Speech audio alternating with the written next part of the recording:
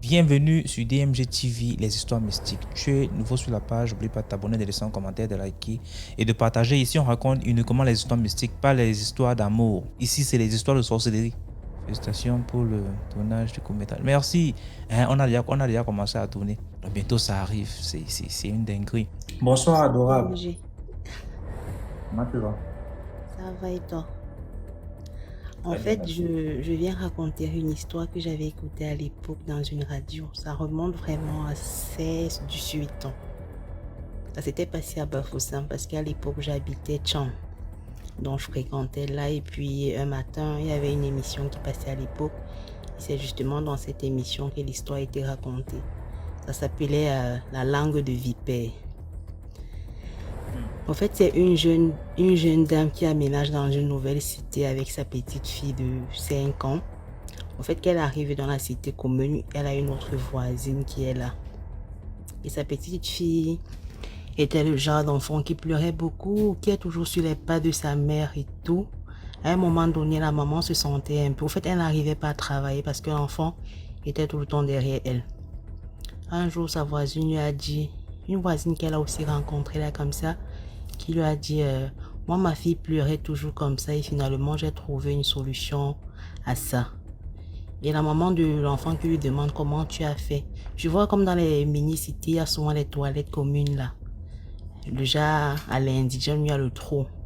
Elle a dit une fois ma fille pleurait comme ça, je l'ai enfermée là pendant un moment et après elle n'a plus jamais pleuré. Elle a eu peur et après ça elle n'a plus pleuré comme elle pleurait d'habitude. Un jour alors, la nouvelle arrivante là, elle était là avec sa fille en train de travailler.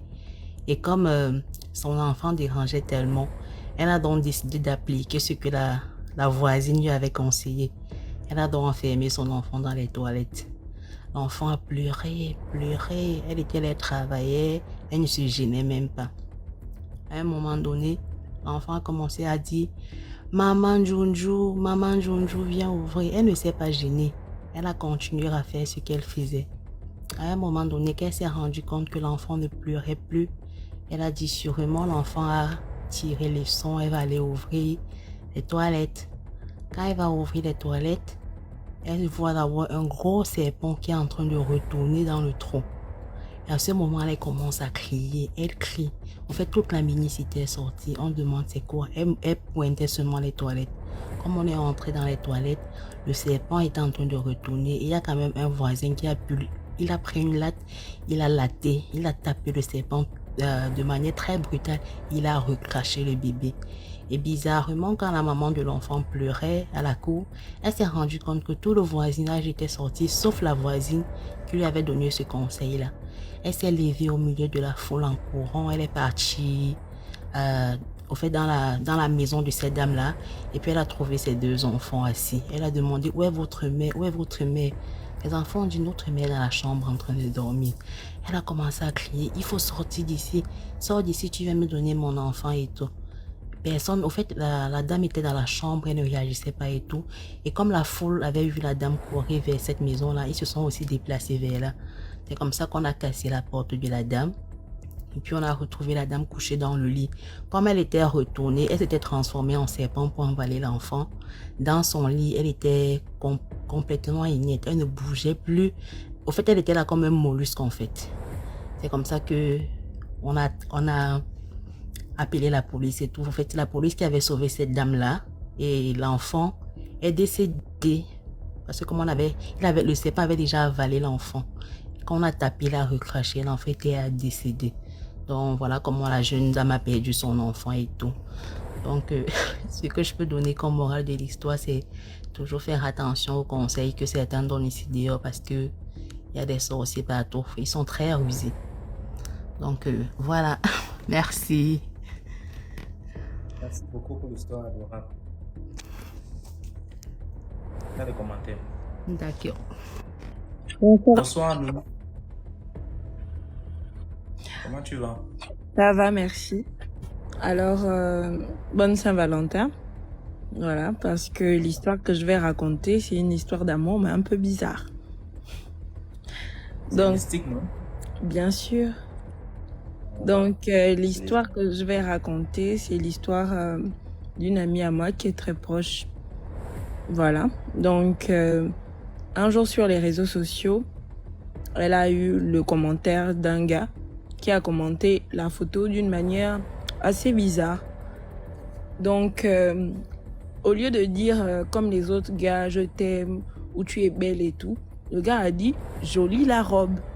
Donc, c'est là où le gars, en fait, lui a écrit en privé pour lui dire que oui, la robe te va bien. Et ma copine en question, donc, ce commentaire, en fait, a attiré son attention.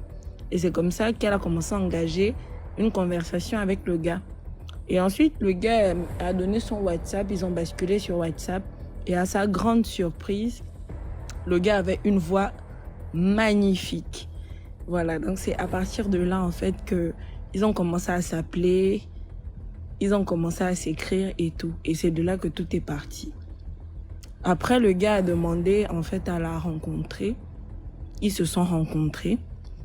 Et une fois qu'elle est allée chez lui, elle s'est rendue compte que c'était un gars métis. Bon, pas beau comme elle le voulait, mais ça allait, quoi. Voilà, vous connaissez un peu le complexe de certaines filles avec les gars un peu clairs de peau et tout.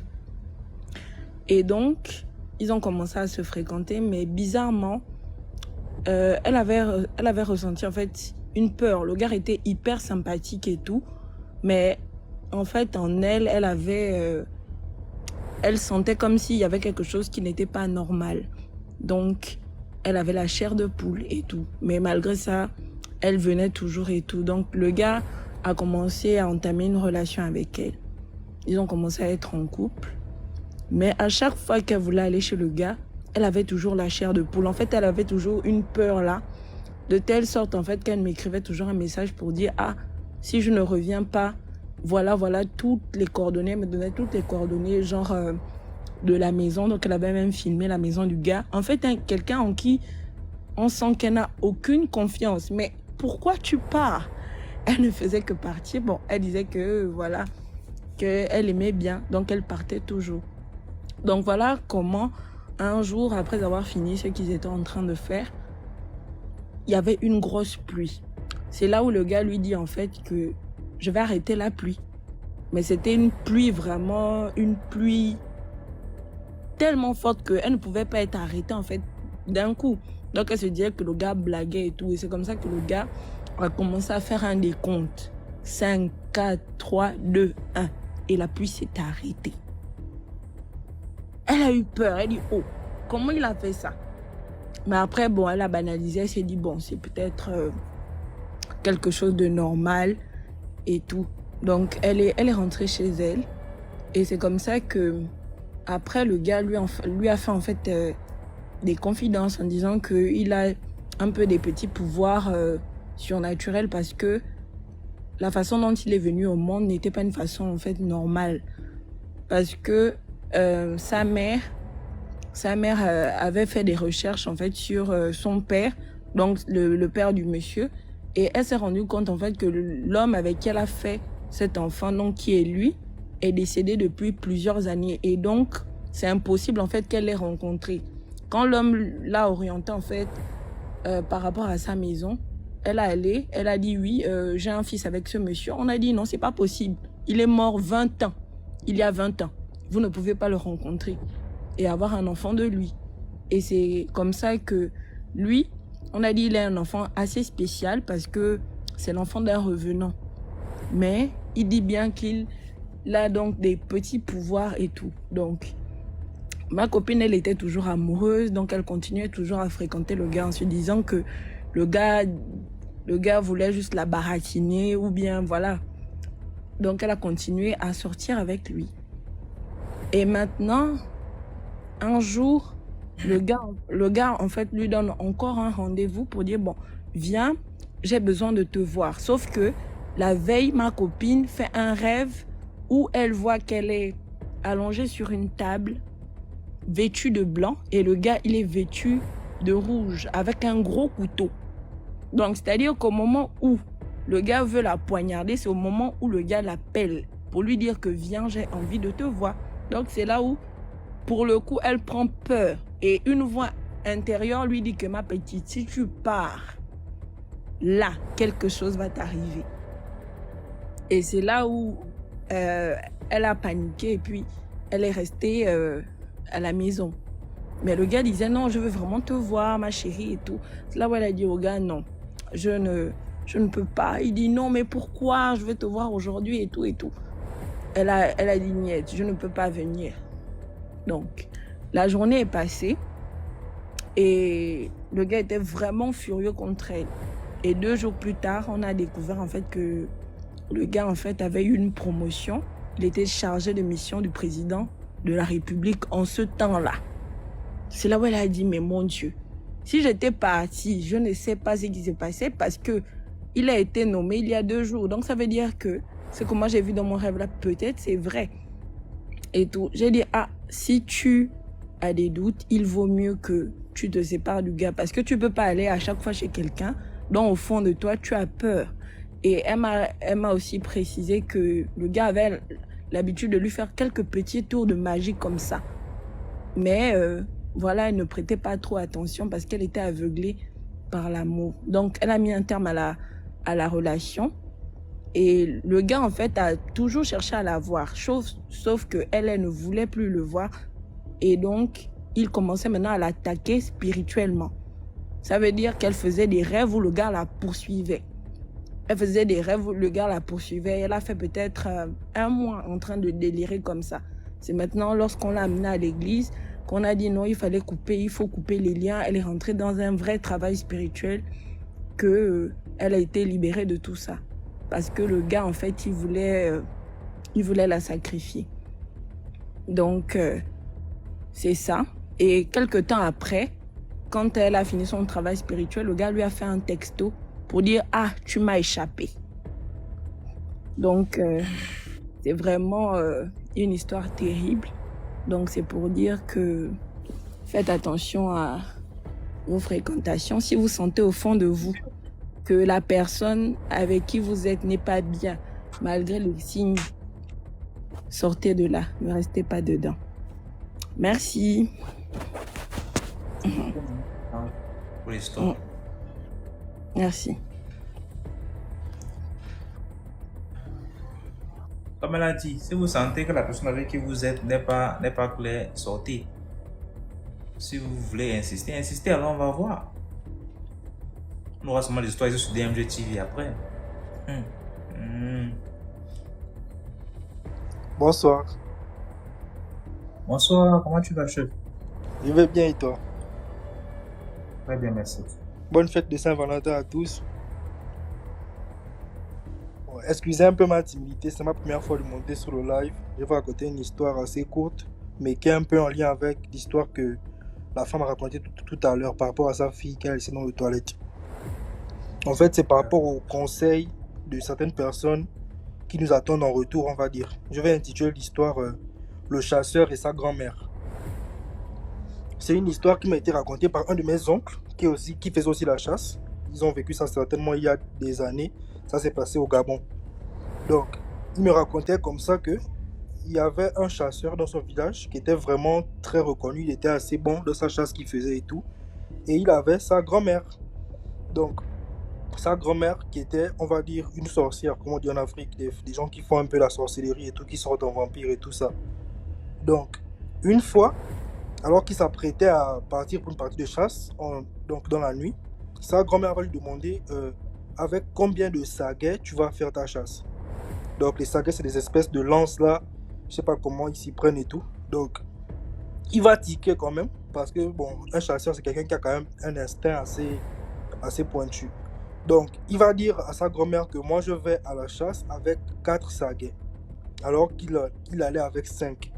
Donc, en allant à la chasse et tout, donc il va commencer à poser ses pièges un peu. Après, il va commencer à partir dans des pistes et tout pour traquer certains animaux. À un moment donné, il va voir ce qu'on appelle le feu follet. Bon, chez nous au Gabon, on dit que lorsque des personnes sortent en vampire, donc des trucs, des voyages astraux et tout ça, ils ont, comment dire ça, ils prennent une forme qu'on appelle le feu follet. Donc, c'est une espèce de flamme un peu qui vole là et tout dans les airs et tout. Donc, il va voir ça. Et lorsqu'il va voir ça, avec son instinct, je ne sais pas pourquoi, il va directement penser d'abord qu'il se fait attaquer. Et donc, le feu follet va se diriger vraiment vers lui d'une manière un peu agressive, on va dire. Et lorsqu'il va lancer la première sagaie, il va voir le côté de la maison de sa grand-mère. Donc, on va dire, vous connaissez une maison, il y a, on va dire, le devant, l'arrière, les murs des côtés et tout. Il va voir le premier côté. Lorsqu'il va lancer la deuxième sagaie, il va voir le deuxième côté, ainsi de suite. Il va épuiser ses 4 sagaie. Comme il avait dit à la grand-mère qu'il avait 4 sagaie. Maintenant, le truc se rapprochait vraiment, donc c'était déjà prêt à l'attaquer. C'est à ce moment qu'il a sorti, on va dire, son joker, donc la 5e sagaie. Et lorsqu'il a lancé la 5e sagaie, il y a eu comme une explosion vraiment en forêt. Ça a vraiment fait comme une explosion et tout. Et après, le feu follet a disparu. Et lorsque le feu follet a disparu, comme ça et tout, il a pris peur et tout, il est rentré au village. En rentrant au village et tout, il est reparti parce qu'il avait sa case à lui et tout.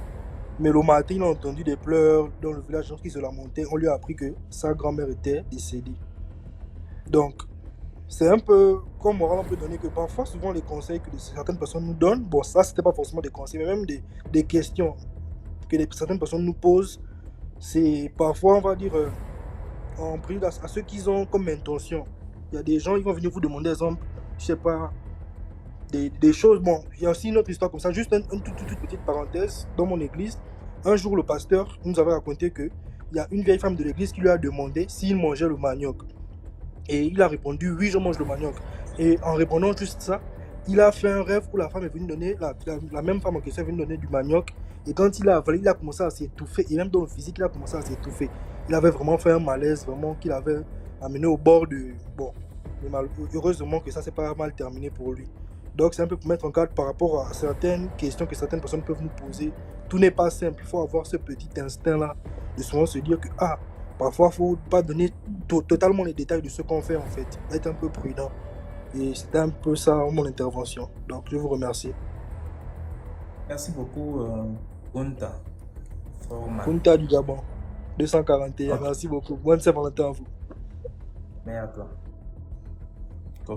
Bonjour, la famille DMG. Bonsoir, comment tu vas? Ça va? Bon, moi, je viens expliquer une histoire qui m'est arrivée sur les réseaux. C'est un peu de prévenir aux gens que sur les réseaux, c'est un peu, c'est pas facile en fait. Donc, au début, je venais d'arriver sur TikTok et je faisais pas très attention. Je faisais monter n'importe qui, les gens sympas qui venaient discuter avec moi.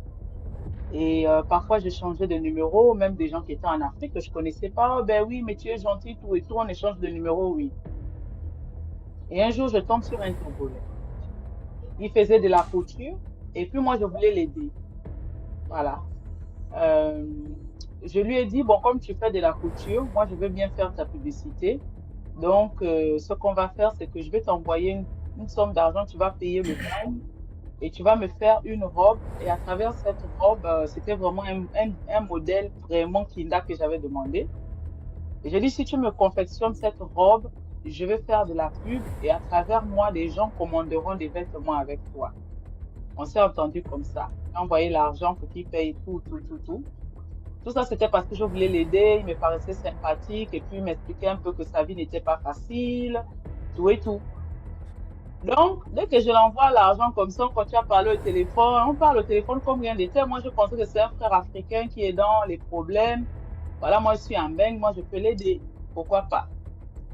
Le mec, il a pris alors l'argent que je l'ai envoyé là, il est parti voir le marabout avec ça pour commencer à appeler mon esprit que moi, je dois tomber amoureuse de lui. Je suis au restaurant en train de manger comme ça avec mon mari. Je ressens seulement comme le gourmet. J'ai dit, mais le gourmet là sort d'où? Dans ma tête directement, parce que moi je prie aussi, donc dans ma tête directement, l'esprit me ramène à qui? À ce monsieur-là. Comme si je commence à l'aimer, genre comme si mon cœur commence déjà à penser à lui, comme si j'ai trop envie que le gars, genre. J'ai dit, mais c'est quoi ces bêtises-là? C'est comme ça que je commence à prier. Je commence à dire, au nom de Jésus, j'envoie le feu, j'envoie le feu, j'envoie le feu. Mon gars, comme c'est un gratis, s'arrête d'abord, il dit, mais c'est quoi ces bêtises-là? Qu'est-ce qui se passe? Je dis, non, il n'y a rien. Parce que je me sentais attaquée.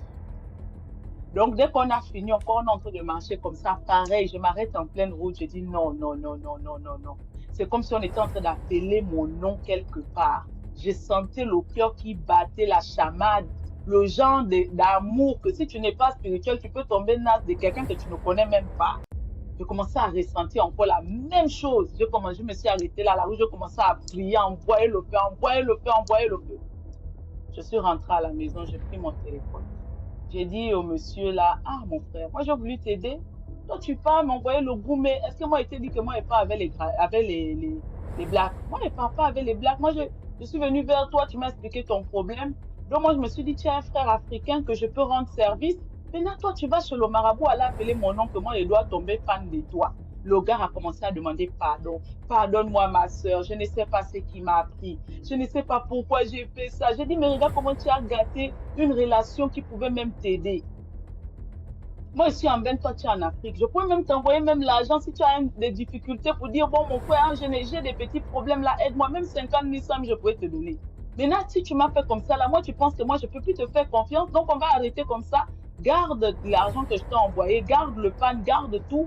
Mais moi, je ne peux plus rester en contact avec toi. Le gars a demandé pardon, pardon, pardonne-moi ma soeur, je ne sais pas, c'est Satan qui a joué dans ma tête, oh, pardonne-moi.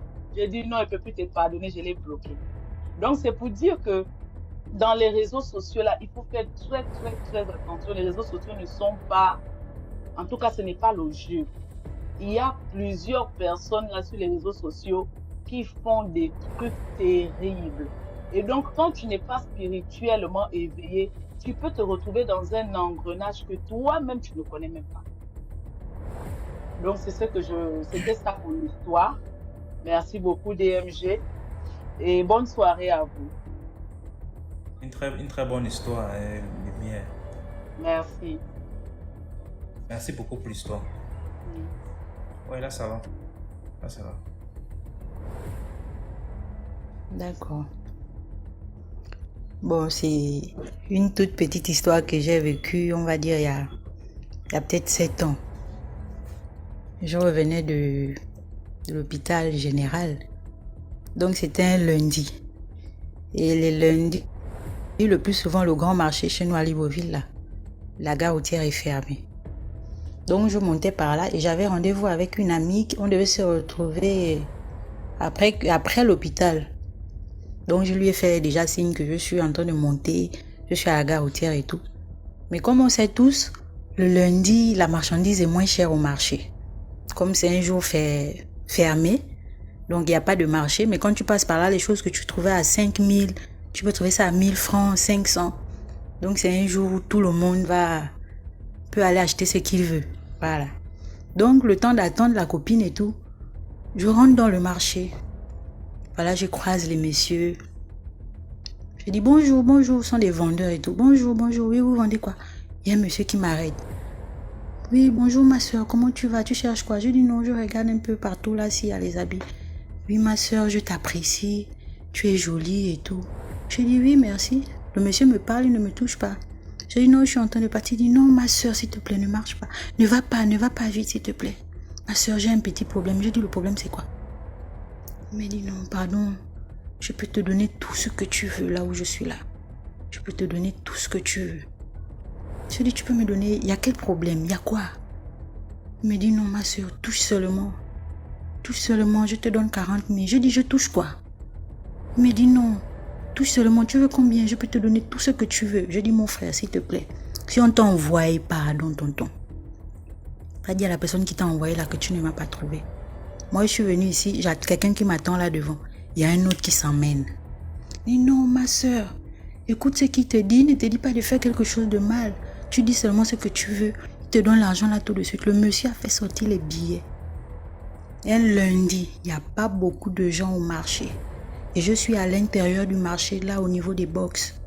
Donc tu regardes autour de toi, il n'y a personne. Il y a un troisième monsieur qui s'approche. Ça fait, on est maintenant 4. J'ai dit oui monsieur, il y a quel problème? Je commence à avoir peur. Je demande de faire sonner mon téléphone. Je manipule mon téléphone, je demande de faire sonner mon téléphone. J'ai dit oui, pardon, rappelle, je n'ai pas assez de crédit s'il te plaît. Et au même moment, la copine qui m'attendait m'appelle. Je dis oui, je l'indique, je suis à l'intérieur du marché là, s'il te plaît, viens vite. Les messieurs là se sont dispersés là. Les messieurs là se sont dispersés. La frousse que j'ai eue, le frisson que j'ai ressenti, Seigneur Jésus. Quelqu'un va te demander de toucher son pipi. Pour quelle raison? Il me dit, touche seulement ma soeur, je te donne, Seigneur. Et en ce moment-là, il y avait une voiture qui tournait au Gabon où on disait qu'il y a un monsieur qui donne les asticots. J'ai directement pensé à ça.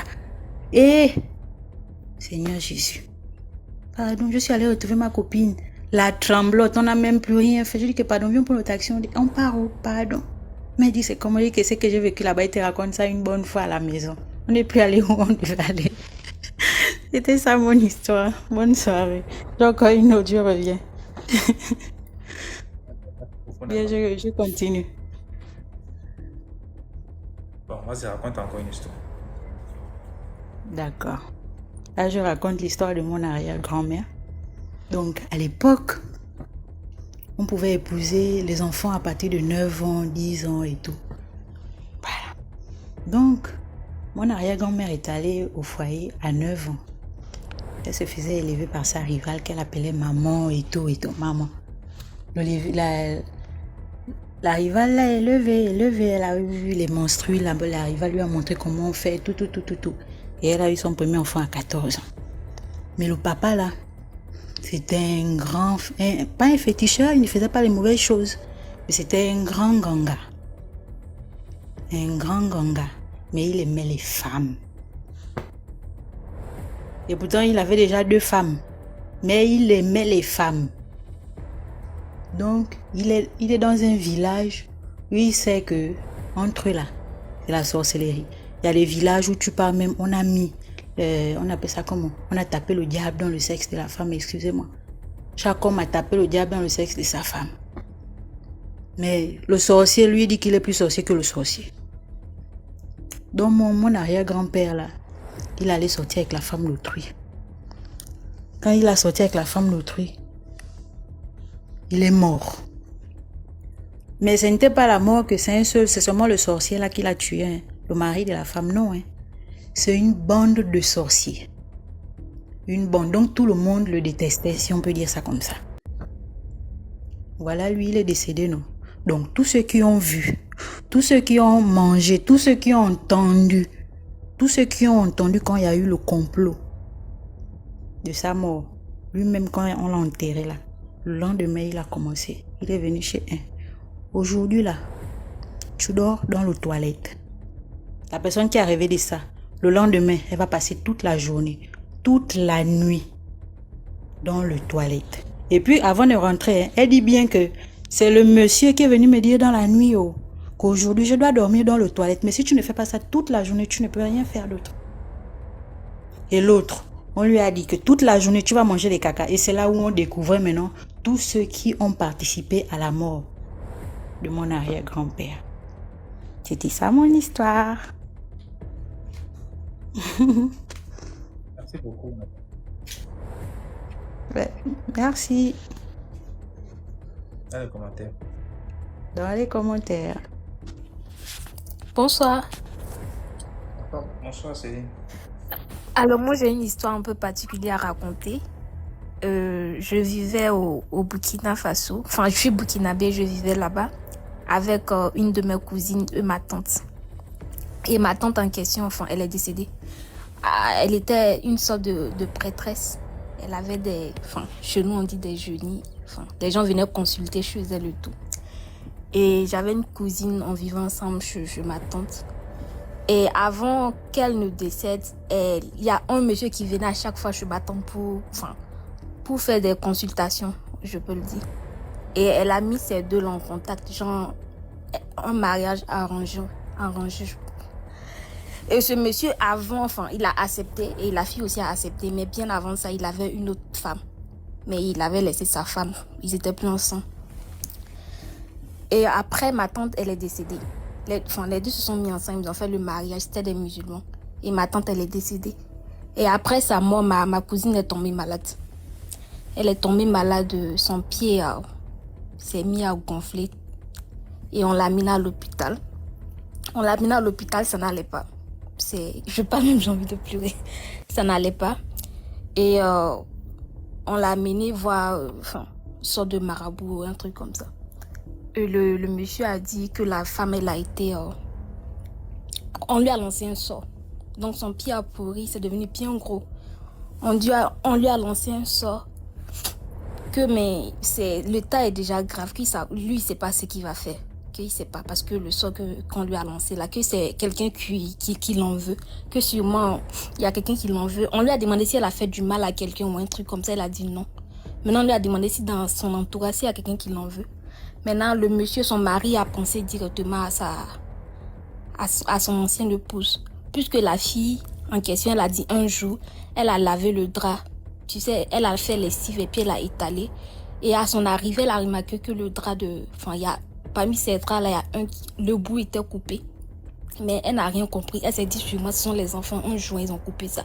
Maintenant, le marabout, il a dit, voilà, que sûrement, elle a coupé le bout là pour aller, travailler sur ça. Et c'est pour ça, son pied là, aussi, s'est enflé et tout. Et lui, il a dit, il peut rien faire. Que franchement, il peut rien faire. Et on a ramené ma cousine à l'hôpital. Restée à l'hôpital, le pied s'est enflé jusqu'à la blessure a pris tout le pied entier. Elle est restée là-bas, elle a souffert. Quand on partait lui rendre visite, on ne pouvait pas rester dans la salle, tellement le pied sentait. À chaque fois qu'on rentrait pour la voir, elle pleurait. Elle dit elle a mal, mais on ne peut rien faire pour elle. Et dans ça, ma cousine est décédée, tranquillement. Je ne sais pas si c'est réellement l'ancienne épouse du monsieur qui lui a fait ça ou je ne sais pas. Je ne sais vraiment pas. C'est mon histoire qui est là.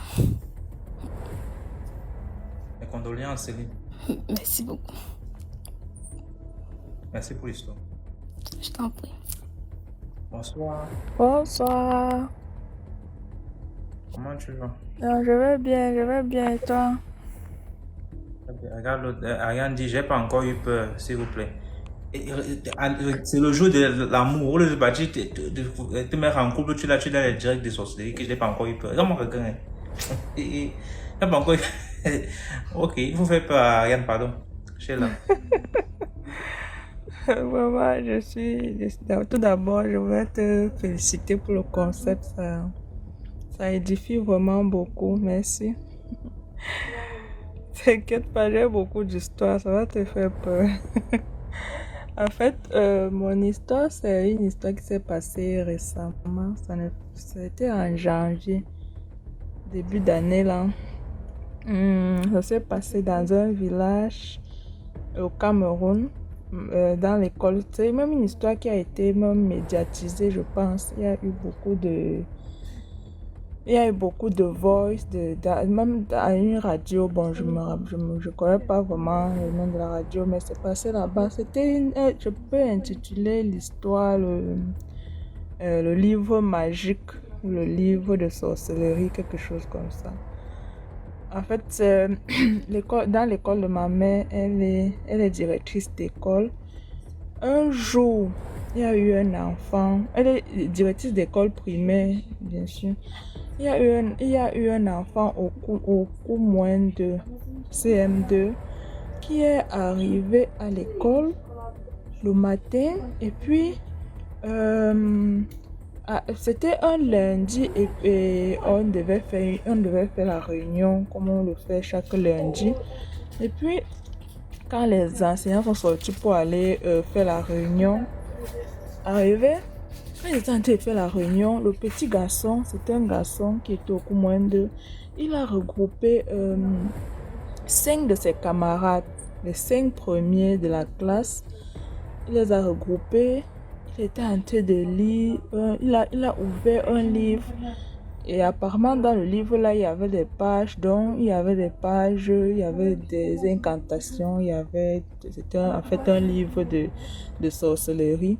Il a regroupé les 5 enfants, il était en train de lire, il ouvrait le livre et puis il a regroupé les 5 premiers de la classe. Il ouvre le livre, il ouvre à une page, il donne que non. Prends, tu lis.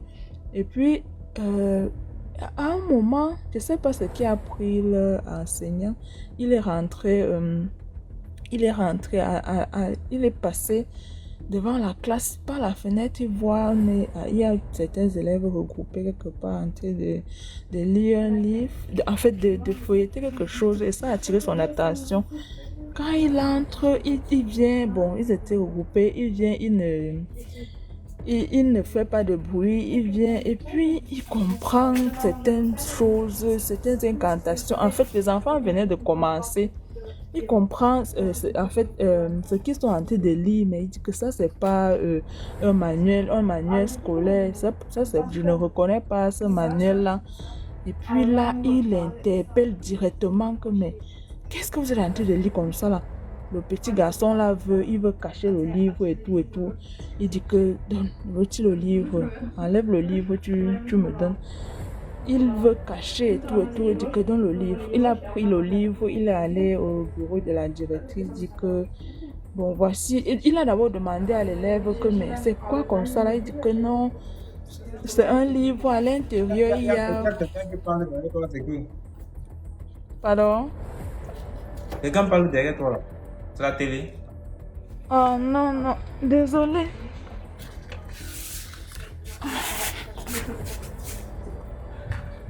C'est bon maintenant. C'est bon là. Bon, c'est mieux quand même. Hein. Ouais. Donc c'est là que l'enseignant a demandé, il a dit que c'est un livre où on fait... Il y a les pages, on lit même pour demander l'argent, pour demander ça. Est-ce que l'enseignant était même en train de blaguer? Il disait que je vais devenir riche aujourd'hui. Quand il a pris le livre, il est allé au bureau, il demande que bon, mais il a dit que mais il y a un livre qu'un élève était en train de lire et tout. La directrice a dit que mais elle a pris le livre aussi, elle regarde, c'était de ces choses écrites à l'intérieur, de ces incantations, tellement de choses. Et puis elle a convoqué l'enfant.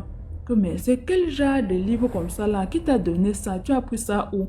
Il dit que non, c'est un livre, c'est le livre de ma mère. Elle utilise ça il a dit pour soigner les gens, que sa mère soigne les gens et tout. Il a dit que mais, et qu'est-ce que tu es venu faire à l'école avec? Il dit que non, il a pris ça, il a volé ça, des trucs comme ça là. Donc il a fait du genre, il a pris ça sans le consentement de ses parents, il a mis dans son sac, il est venu avec et tout. La directrice a dit que ok, elle a convoqué les parents. Et puis, le parent est venu maintenant. Arrivant, on dit que mais madame, ça c'est quel genre de livre que ton fils a comme ça là? Elle a commencé, elle dit que oh, l'enfant sorcier là, tu as pris mon manuel de travail, tu es venu à l'école avec, mais qui t'a envoyé de prendre ça et tout. Et puis on dit que bon, ça ce n'est pas un livre normal. On a convoqué aussi les parents des autres enfants parce qu'on dit que l'enfant là avait amené ça. Il avait amené aussi certaines cordes rouges, des lames. Donc il avait amené un matériel parce que les enfants là devaient lire et puis il devait continuer le rituel. Il devait terminer le rituel. En fait, le but c'était de prendre l'intelligence des enfants, en fait, peut-être même les enfants devaient même devenir fous à la fin, on ne sait pas trop. C'est juste que l'enseignant a intercepté ça.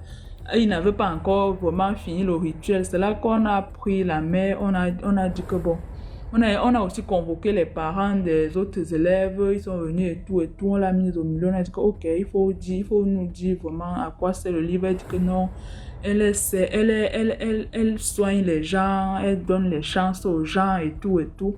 C'est là maintenant que les gens sortaient que, mais on a même dit pourquoi depuis plusieurs années le quartier, là, il y a toujours les problèmes. C'est là tout le monde a commencé à sortir, ça n'a pas de témoignage, que c'est comme ça. Je suis allée là-bas pour qu'elle me soigne, c'est comme ça.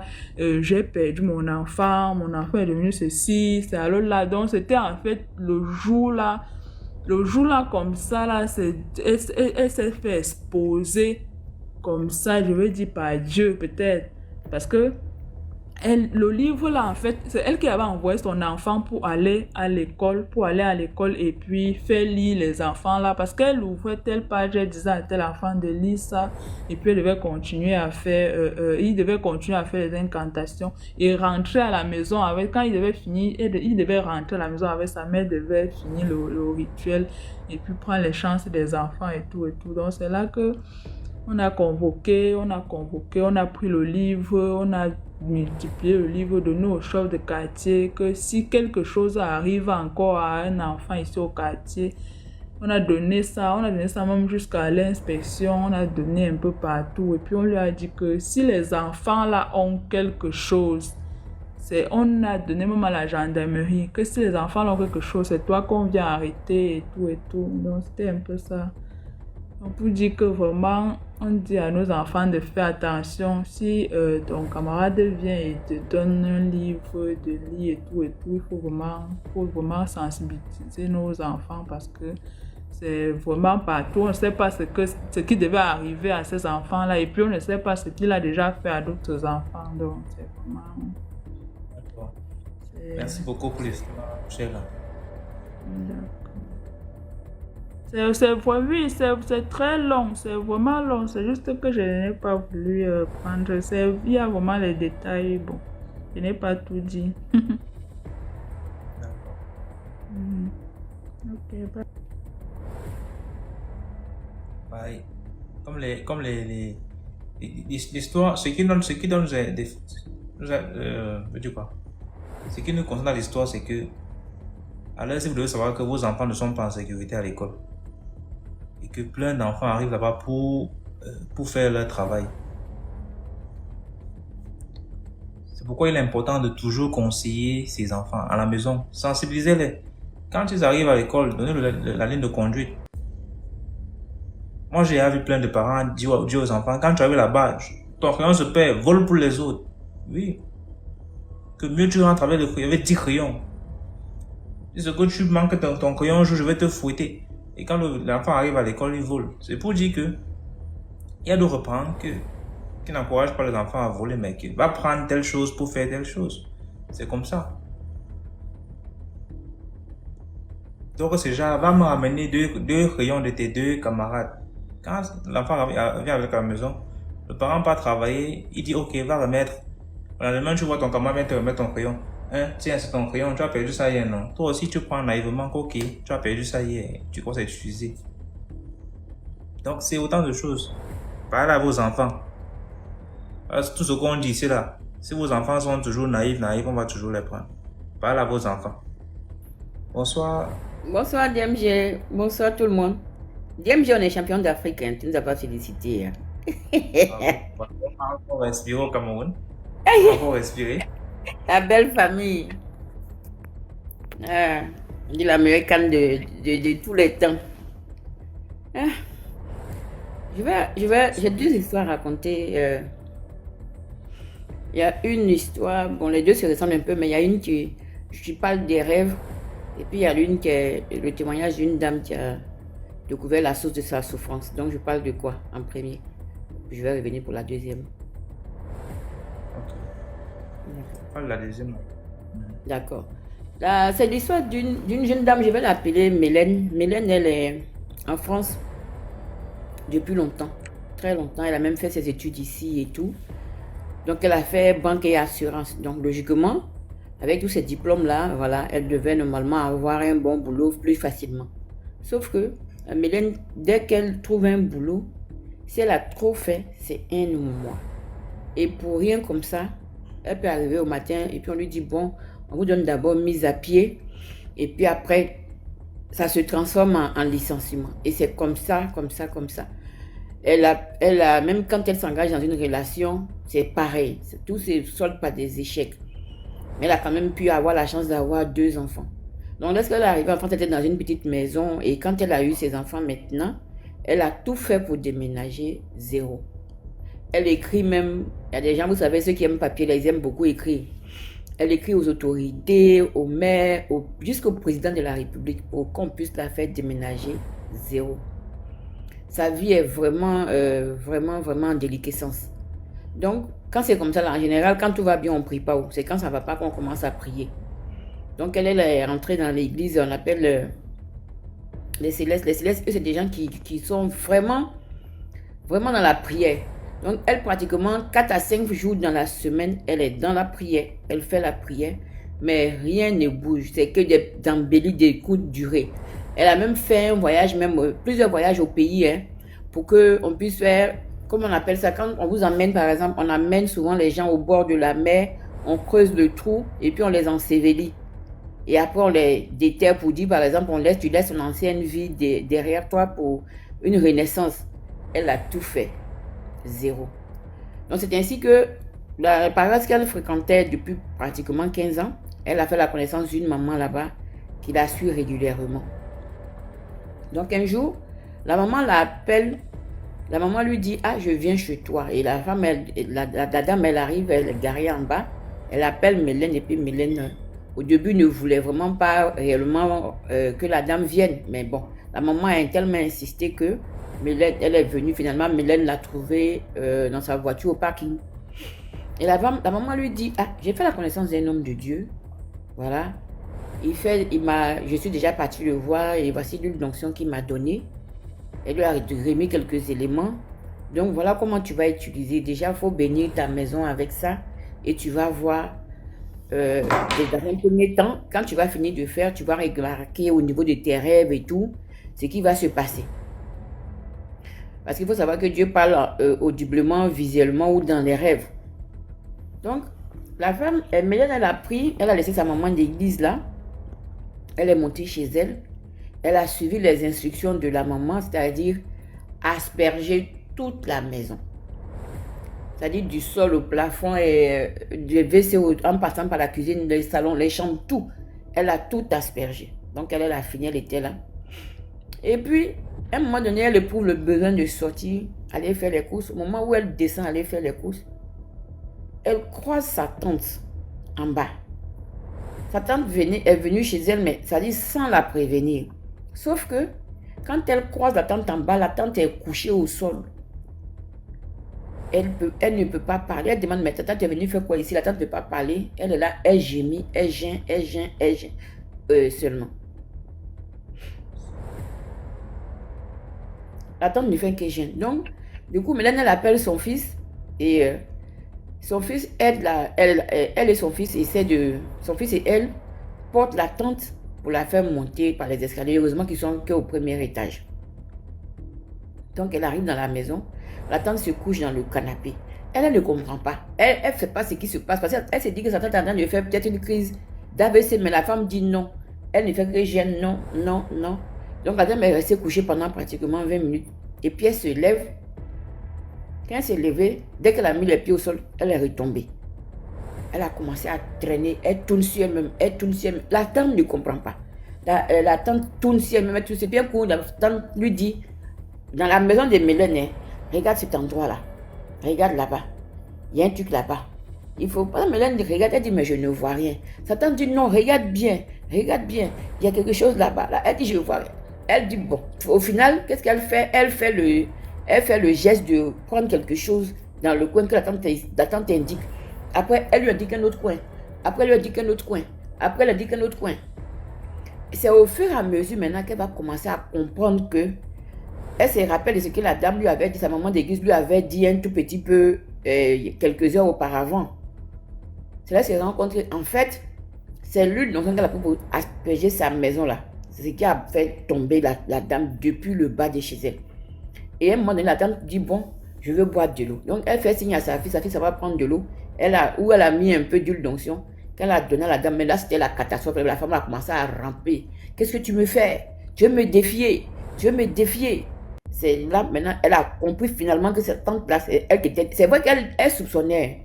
Quand la tante a commencé à crier, donc tu veux me défier. Mais Marie, quand elle dit, tu veux me défier là, elle ne peut pas se lever. C'est-à-dire qu'elle est en train de ramper par terre là. Elle se retourne sur elle-même. Après, elle dit, bon, elle va faire pipi. On lui dit d'aller, on lui indique la douche. Bon, elle connaît. Maintenant, elle se traîne, arrivée au niveau des toilettes. C'est comme s'il y avait un mur de feu. La tante ne peut plus entrer dans les toilettes là.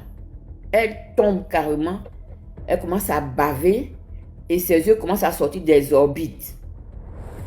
Et c'est là maintenant, Mylène, elle a eu peur, elle a dit, ah, si c'est comme ça, il ne faut pas que la femme là meure dans ma maison ici parce que on est chez les Blancs, on est en train de regarder, on pense que c'est une histoire de mystique, mais si quelque chose lui arrive là, je vais avoir des soucis. Donc elle prend son fils, elle dit à son fils, aide-moi, on va la porter à la voiture pour aller à l'hôpital. Au début, la tante ne voulait pas, elle voulait s'opposer, mais elle n'avait pas la force nécessaire pour s'opposer. Donc, ils l'ont porté, ils l'ont mis dans la voiture.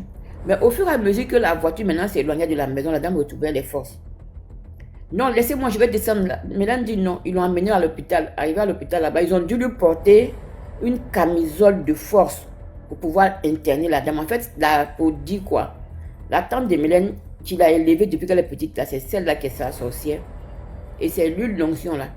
Ça dépend des degrés de puissance de chaque homme de Dieu qui bénit l'huile d'onction. C'est ce qui a dévoilé la dame là. C'est ce qu'il a dévoilé. Et la femme a commencé à parler. Oui, tu es parti où?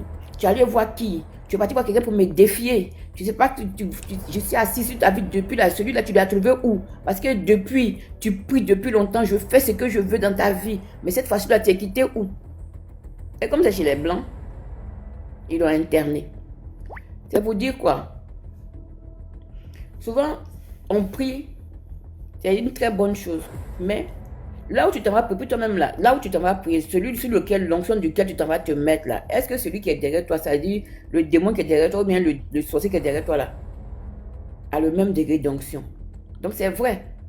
On peut dire que je suis affilié à telle maison forcément, ça veut dire 15 ans, pendant 15 ans, si ta vie ne change pas, essaie de voir ailleurs. C'est même prière, c'est vrai, mais essaie aussi de voir un peu ailleurs. Et puis, il faudrait que on fasse vraiment attention à ceux qui rentrent. C'est vrai que c'est difficile quand c'est les parents, mais ceux qui rentrent dans nos maisons là, on n'a qu'à essayer de faire attention. Et puis, généralement, nous les chrétiens, souvent il y en a qui disent, oui, moi je suis de telle obédience, donc ça fait que je ne veux pas avoir à aller dans des choses, ah, ça là c'est pas de Dieu, ça là c'est pas de Dieu. Dieu, c'est lui seul qui sait comment il agit. C'est Jésus là qui est notre maître, c'est lui qui est le chemin, l'enfin.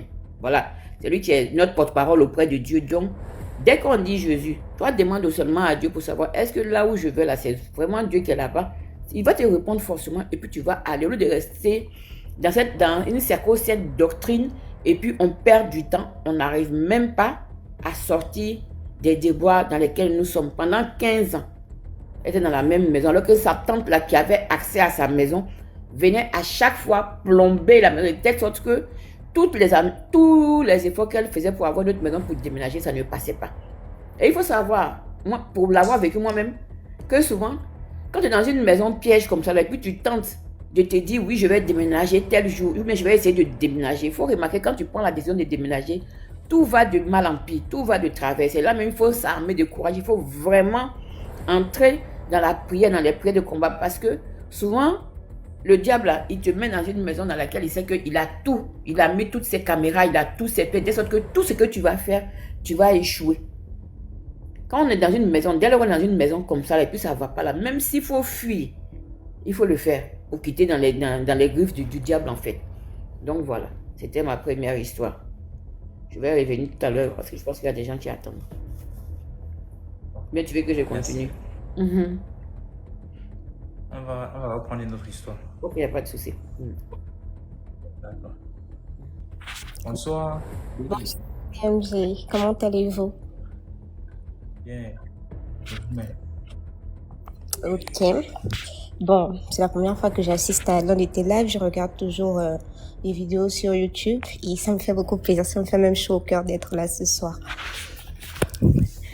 Bon, mon histoire, elle n'aura pas une fin terrible, mais c'est une sorte d'histoire pour aider à sensibiliser certaines personnes. J'ai pas envie qu'on me reconnaisse ici parce que c'est une histoire que moi-même j'ai vécue, mais c'est pas un vécu terrible ou un vécu horrible. Donc, c'est pas mon histoire. C'est l'histoire de l'un de mes petits frères, l'un de mes cousins. Dans ma famille, voilà, j'ai un oncle qui a beaucoup d'argent. Il a pris à l'étranger, il travaille à l'étranger. Il a beaucoup d'argent. Et il a décidé de... Déjà, je suis gabonaise. Donc, il a décidé de venir vivre au pays et tout. Et Mais avant ça, il venait parfois au pays pour passer des vacances avec sa famille et tout. Et sa femme aussi, elle est gabonaise. Et le père de sa femme, c'était un député de la place, un député dans la province de Yam et tout. Mais dans un autre village et tout. Voici comment ils ont eu leur premier enfant. Moi, vu que je suis l'aîné des petits-enfants, donc c'est moi qui ai gardé tout le reste, que ce soit les cousins, les cousines et tout, donc je les ai gardés. À chaque fois qu'un enfant venait, même si c'est de l'étranger, l'enfant était toujours accro à moi parce que je savais comment m'y prendre en fait. Voici comment leur premier fils, il est né à l'étranger. Il vient au pays. Quand il vient au pays, il n'a même pas encore 1 an et tout. Le fils, il est accro au grand-père, donc au père de sa mère. On se demande, mais pourquoi l'enfant est accro au père de sa mère comme ça? Mais bon, on trouvait ça banal parce qu'on va dire, bon, c'est le papy et tout. Mais à un moment donné, nous, ça nous fatiguait. Pourquoi? Parce que avant lui, on était déjà 3 petits-enfants et on partait souvent passer les vacances chez l'oncle en question. Et comme c'est moi l'aîné, c'est moi qui gardais toujours. Mais on dormait tous dans une même chambre. C'était une grande maison avec plusieurs chambres, mais on dormait tous dans une même chambre parce qu'on était encore enfants et on ne pouvait pas dormir chacun dans sa chambre. Et dans chaque chambre, il y avait des douches. Voici comment le petit, quand il y a une cérémonie, quand il voit son grand-père à distance, il crie le nom de son grand-père quand il avait déjà 1 an. Ils avaient un nom à eux, les deux, ils avaient un nom pour eux. On va par exemple dire le nom, c'était Chouchou, on va dire ça par exemple comme ça. Donc quand il voit le grand-père, c'est encore un enfant de 1 an, il n'y a que Chouchou qui peut retenir. Il crie Chouchou, il pleure, il se débat sur nous pour aller chez son grand-père. On trouve ça louche en fait. Déjà que le monsieur, on le voyait déjà bizarre. C'est un monsieur, il y a beaucoup de problèmes qui se passent dans leur famille. Des problèmes simples. Aujourd'hui, sa femme, elle pouvait faire quoi? Elle avait une maladie au pied. Elle est juste descendue de sa voiture un jour. Elle a eu mal au pied. Cette douleur s'est transformée en infection. Elle a eu une grosse plaie qui pourrissait même sur le pied. On se demandait, mais qu'est-ce qui arrive? Mais ça ne nous regardait pas. Nous ne sommes que la famille du mari. C'est comment, pendant que nous sommes avec l'enfant comme ça dans la chambre, on dort chaque nuit chez mon oncle. Le petit se réveille toujours à une certaine heure de la nuit. Il commence à appeler son grand-père. Il appelle le grand-père, chouchou, chouchou, chouchou. À un moment donné, il appelle le grand-père, regarde la porte de la douche. On dit, mais dors. On console, on berce, rien à faire. Le petit pleure toutes les nuits. Et quand il pleure, on part dans la chambre de ses parents. On dit à ses parents que oh non, l'enfant pleure. Oh, emmenez-le. On emmène l'enfant chez les parents. À un moment donné, c'était déjà tout le temps qu'il le faisait. Et nous-mêmes, on s'est dit que nous sommes les enfants, on ne va pas tout le temps dormir avec un enfant qui pleure chaque nuit et il appelle que son grand-père. Il regarde la porte de la douche, on dirait que le monsieur est avec nous dans la pièce. Et à un moment donné, les parents eux-mêmes, ils en ont eu marre, ils ont dit, la mère, elle a dit à son papa et le mari aussi, il a dit à son beau-père que s'il te plaît, laisse-nous notre enfant. On ne sait pas pourquoi tu fais ça, mais laisse-nous notre enfant. Lui, il aimait beaucoup son petit-fils. Donc, pour eux, il ne pouvait rien faire de mal à son petit-fils, mais c'est certainement que son petit-fils allait le remplacer dans leurs choses. Parce que les deux étaient vraiment un. Maintenant, quand je dis je raconte cette histoire, c'est pourquoi? C'est pour sensibiliser les gens aujourd'hui dans le sens où, quand vous avez des gens dans la famille, si vos parents ont un certain rang social et que vous faites des enfants, quand vous voyez que votre enfant est accro à l'un de vos parents, que ce soit papa, le grand-père, la grand-mère, l'oncle ou la tante, priez toujours sur cet enfant. Faites toujours en sorte que certains liens se brisent parce qu'on ne sait pas qui est qui. Lui voulait prendre son petit-fils, pas en mal, mais il voulait que son petit-fils aille le rejoindre dans ce qu'il fait. Et aujourd'hui, c'est une histoire, l'enfant, il avait 1 an, 2 ans. Aujourd'hui, il a déjà 13 ans. Comme les parents vivent à l'étranger, ils se sont séparés après avoir parlé au grand-père. Maintenant, ils ne communiquent qu'au téléphone.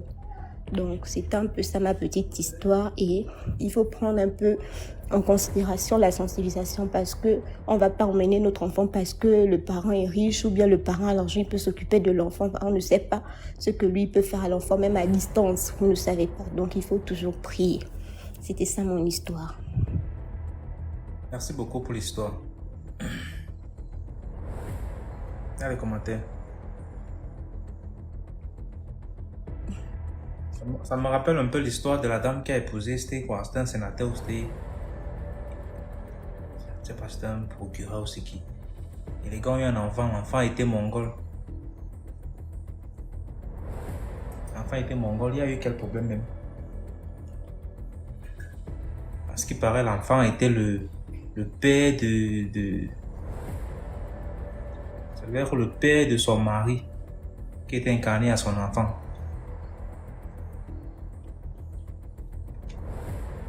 Je vais fouiller l'histoire. Tout à l'heure, on a eu l'histoire de la dame, de l'élève avec le livre magique. Il y a une histoire qui s'était passée ici à Bolova. Et c'était une femme qui travaillait dans un hôtel. Elle faisait des chambres, les femmes de chambre là, elle faisait des chambres et tout et tout. Elle avait un client assez particulier, il était bien gentil. Toujours à laisser les pourboires, toujours à faroter les employés de l'hôtel. Un jour, c'est comme ça, au moins, elle fait la chambre. Parce que le gars dormait régulièrement là-bas. Un jour, pendant qu'elle fait la chambre, elle tombe sur un livre posé à son chevet. Un livre avec une couverture noire qui avait l'air d'être une Bible. Et donc, elle dit que c'était même une Bible en fait. C'était une Bible, mais c'était avec une taille pas réglementaire. Et c'est comme ça que pendant qu'elle finit de faire la chambre, et comme elle est chrétienne, où elle voulait faire comment, elle prend la Bible, elle l'ouvre, elle se rend compte que la première page qu'on a souvent dans une Bible standard, ce n'est pas ça. Que c'est une page toute rouge. Quand elle ouvre la deuxième page, elle trouve des dessins assez particuliers, avec des dessins, des formes de bêtes qu'elle n'a même jamais vues. Elle ouvre la page au milieu, elle voit des écritures bizarres. Et après, tout à coup, il y a eu un froid dans la pièce. Elle a fermé et puis elle est sortie. Et c'est comme ça que même quand il fallait faire le ménage de la chambre là, elle ne passait plus là-bas. Elle a commencé à éviter le client en question. C'est comme ça qu'elle a raconté l'histoire à ses collègues de travail. Mais je profite aussi pour dire ici que on ne touche pas à tout, surtout sans permission. Il faut éviter de toucher à tout. Même quand tu pars chez ton frère, chez ta soeur, il y a des choses que tu ne touches pas n'importe comment. Demande d'abord. Demande d'abord avant de toucher, tu ne sais pas. Parce que je peux toucher comme ça, là, quelqu'un n'a même pas l'intention de te faire du mal, mais comme tu as déjà touché, on fait comment? On fait comment?